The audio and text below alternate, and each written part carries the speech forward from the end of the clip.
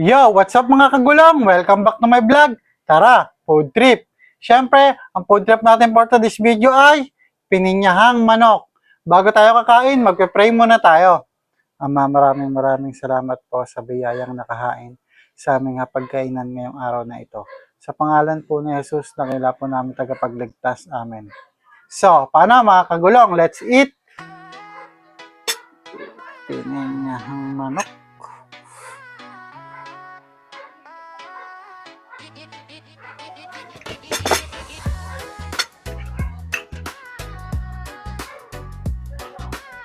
Hita. Pag-verse natin itong hita.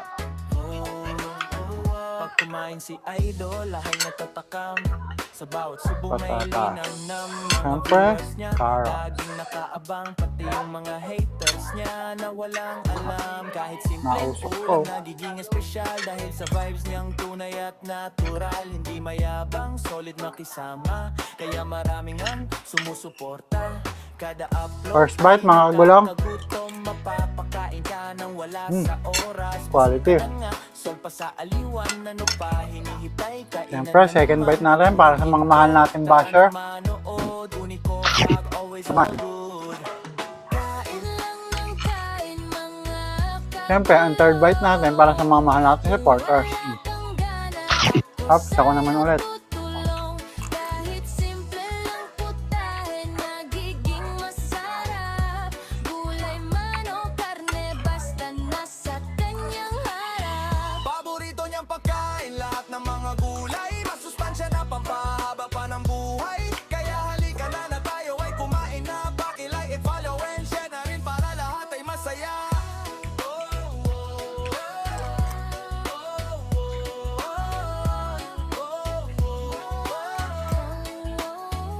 Automatic good vibes ang dala-dala. Hindi lang pagkain ng kanyang content, kasama ang respeto at pagharap.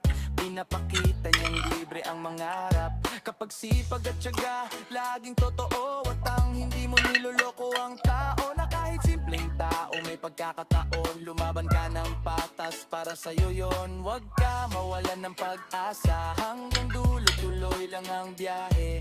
Mas marami pang content ang mabibigay, pre. Pagdating sa sipag, walang iwanan, lalong-lalo na sa hapagkainan. Kain lang ng kain, mga kagulong. Kung wala kang gana, ako sa'yo tutulong. Kahit simple lang putahe, nagiging masarap. Gulay man o karne, basta nasa kanyang harap. Paborito niyang pagkain, lahat ng mga gulay. Masustansya na pampahaba pa ng buhay. Kaya halika na na tayo ay kumain na. Paki-like at follow and share na rin para lahat ay masaya.